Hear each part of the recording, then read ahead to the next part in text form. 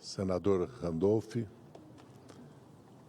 Maria Tereza, primeira-dama do Brasil, João Vicente, Mara Luchetti. Eu, quando recebi o convite do senador Randolph,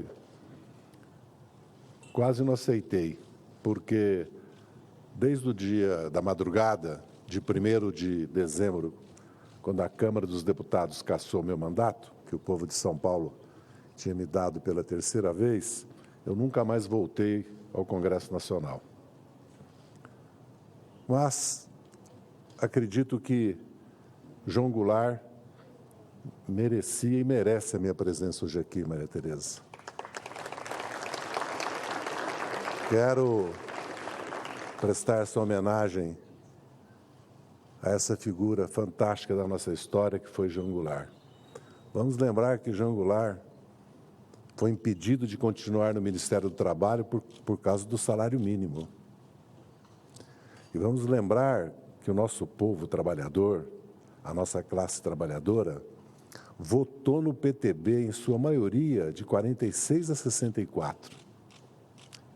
E não é verdade que o golpe de 64 teve apoio popular. Tanto não é verdade que a ditadura perdeu as eleições para governador em Minas Gerais, no meu estado, com muita honra, e no Rio de Janeiro, depois de impugnar vários candidatos, porque a ditadura inventou o domicílio eleitoral e inegibilidades que não existiam no Brasil. Perdendo as eleições, acabou com as eleições. Acabou com os partidos, impôs a censura e a repressão. Mas o povo resistiu. Primeiro os estudantes, depois os jornalistas, os intelectuais, os artistas, depois os trabalhadores, com as greves de Contagem e de Osasco como símbolo. A ditadura ia cair nas ruas, até porque tinha se iniciado uma resistência armada no país. Aí veio o ato número 5. E veio o terror, a repressão, a ditadura nua e crua. Mas, em 74, o povo derrotou a Arena. Nem o MDB esperava o resultado eleitoral.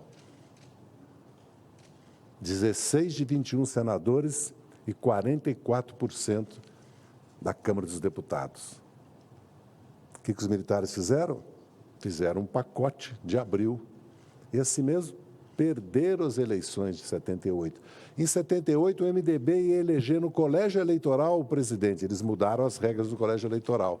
Mas a UNE foi reconstruída e surgiu um fator determinante na história do nosso país, a classe operária industrial que tinha sido criada no Brasil pela industrialização na sua segunda fase, a indústria pesada, a indústria química.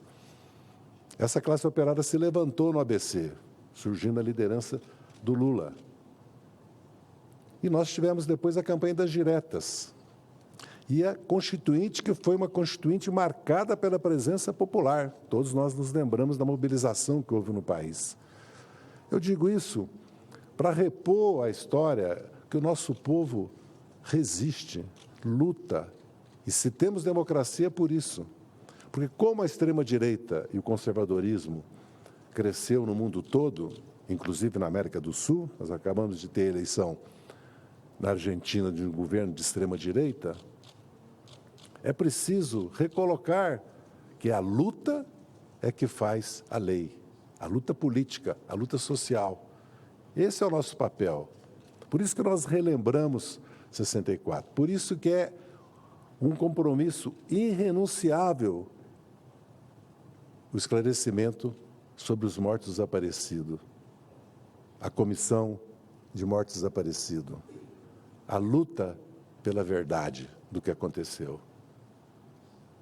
O nosso povo não parou de lutar. 5 vezes elegeu o Lula, a Dilma, presidente da República. E elegeria o Haddad. Se o Lula não tivesse sofrido um processo político de exceção e sumário que o levou à prisão, o Brasil teria sido governado já em 18 por um governo democrático. O mínimo nas condições hoje que um país como o Brasil necessita. Mas há um elemento que precisa ser recordado aqui, que é o papel dos militares, as Forças Armadas brasileiras. É preciso, e o Supremo Tribunal Federal já adotou uma decisão que não há poder moderador. O artigo 142, já por interpretação do próprio Supremo, não dá às Forças Armadas nenhum papel político. Nós não estamos no Império, no artigo 14 da Constituição do Império, que transformava o imperador em poder moderador. Nós estamos numa república democrática. Mas não basta a despolitização e a volta aos quartéis, porque isso aconteceu em 88. Mas por que, depois de 30 anos, os militares voltaram a organizar, a apoiar uma candidatura e depois constituir um governo praticamente cívico-militar? Porque vamos lembrar que a maioria do Estado-Maior do Exército foi para o governo do Bolsonaro. É bem verdade que ele expulsou, de uma maneira humilhante, 3, 4 generais de 4 estrelas do seu governo. O comprometimento das Forças Armadas com o governo Bolsonaro e com o 8 de janeiro está aí. Tanto é que agora passam a ser investigados 60 e tantos militares de altas patentes das Forças Armadas. É preciso ir à questão principal, que é a educação nas escolas militares. E o sistema de promoções. E a prevalência do poder civil do presidente da República sobre o poder militar. Nunca houve isso no Brasil. O Ministério da Defesa foi esvaziado. O GSI é uma aberração. Existe um Ministério da Defesa, por que existia um GSI? Que cada vez mais acumula poderes. Agora o cibernético, a nuclear, a Secretaria de Assuntos Estratégicos, a segurança do presidente. Os militares têm um sistema de inteligência próprio, têm escolas próprias, hospitais próprios, previdência própria, educação própria. O Poder Civil, e o Supremo está dizendo isso, se nós queremos que não voltemos a 8 de janeiro, não voltemos a 31 de março, o Congresso Nacional tem que fazer, e o país, porque existe nesta casa e na Câmara 2 projetos sobre a Estratégia de Defesa Nacional, a Política de Defesa Nacional e o Livro Branco, que estão paradas.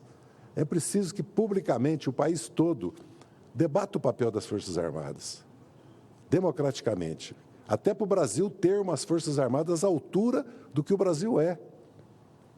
Porque o Brasil é uma potência, de per si, desigual, injusta, mas é. Basta olhar o mundo. Não é só porque somos a 10ª economia do mundo, não é só porque temos uma agricultura das mais modernas do mundo e uma pecuária, não só porque temos uma estrutura energética limpa e moderna e temos as bases tecnológicas para reindustrializar o Brasil, porque é uma demanda no mundo hoje. Nesse mundo que nós estamos vivendo, quem não tem autonomia, soberania e segurança alimentar, energética e tecnológica, não sobreviverá. E precisa ter poder militar, pacífico, como está na nossa Constituição. A nossa agenda no mundo, o nosso presidente tem deixado claro, é a luta contra a fome, contra a desigualdade, é a luta pelas mudanças climáticas. Essa é a nossa agenda. É a luta pela democracia. Porque a democracia está em risco, sim, no mundo. Não é só no Brasil. É um período histórico, um ciclo histórico que nós estamos vivendo, que nós estamos vendo a realidade. Não só porque nós tivemos 137 conflitos militares, e estamos tendo uma guerra na Ucrânia, uma guerra contra o povo palestino, e estamos vivendo situações de instabilidade no Peru, no Equador, de um governo já de extrema-direita na Argentina. Então é preciso recordar para que não se repita, mas é preciso continuar a luta democrática. Essa luta democrática significa que é preciso consolidar e aprofundar a nossa democracia. Por que a democracia está em risco? A democracia está em risco porque não se fizeram as reformas estruturais, porque não há uma democracia social. Quando a democracia social deixa de existir, a democracia institucional política corre o risco. Então, nosso papel para consolidar a democracia brasileira é fazer uma revolução social no Brasil. O que significa fazer uma revolução social no Brasil? Significa desconcentrar a renda, a riqueza e a propriedade. Porque o Brasil é rico. O Brasil é rico. Não há nenhuma razão para 20 milhões de brasileiros e brasileiras passarem fome. Não há nenhuma razão para 1% dos brasileiros terem a mesma renda que 100 milhões. 10% era metade da renda do país. O país, praticamente, a renda nacional vai sendo apropriada pelo capital financeiro, pelos altos juros, 728 bilhões de reais de pagamento de juros da dívida pública. Um trabalhador paga 30%, 40% de juros para comprar qualquer bem. Então, a estrutura tributária, em vez de desconcentrar a renda, concentra a renda. E o país fica no subconsumo, fica, como se diz, o voo de galinha. Para desenvolver esse país, para ele encontrar o seu destino, é preciso fazer uma revolução social, que significa uma reforma tributária, uma mudança na estrutura financeira do país e priorizar a ciência, a tecnologia e a educação. O Brasil precisa de uma revolução educacional. Em 10 anos, nós temos que fazer 100 anos. Esses são os desafios da democracia. Se nós queremos consolidar a democracia, nós precisamos fazer uma revolução social no Brasil. E o Brasil tem um papel no mundo, e o Lula o está demonstrando com a sua liderança. O Brasil tem um papel na América do Sul. Difícil pela situação da América do Sul, mas possível pela necessidade. Porque nós temos que criar uma infraestrutura logística para o Pacífico, porque a economia da América do Sul já se voltou para a China.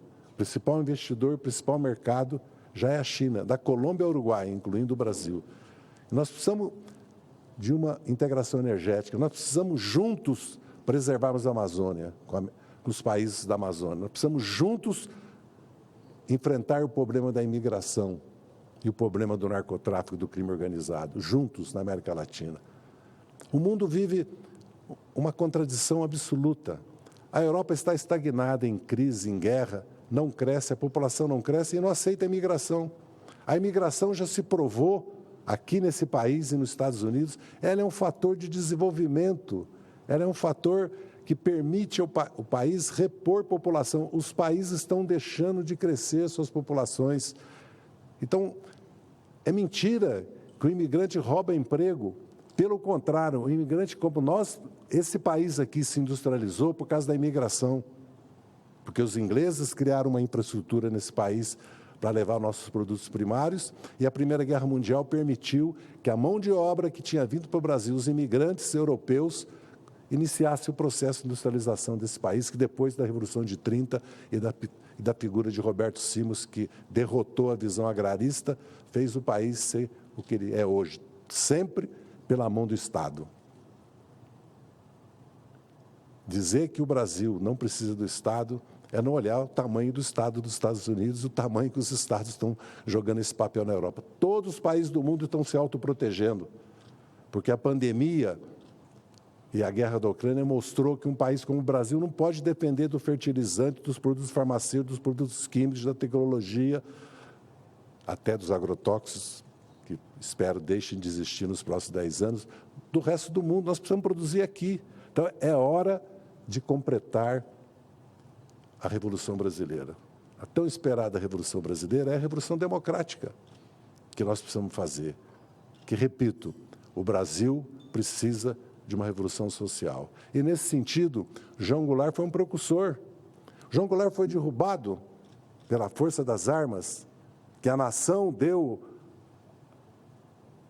às Forças Armadas para defendê-la, e eles tentaram dar golpe em 50 com Getúlio, em 55 deram um golpe que um contragolpe militar impediu, deram golpe em 61 que o Brizola e o Povo e a Brigada, o Terceiro Exército impediram, e deram em 64. Vejam bem, é todo um período histórico que nós temos. Então, João Goulart defendia exatamente as reformas de base, a reforma universitária, urbana, agrária, tributária. Vamos lembrar isso. Era a bandeira e a soberania, porque um país como o Brasil não tem, eu disse isso, muita gente não gosta, independência na sua política econômica. porque as forças econômicas internas e internacionais acabam, quando não conseguem via a pressão financeira, o fazem com sanções, bloqueios que nós assistimos hoje no mundo, inclusive contra Cuba e a Venezuela.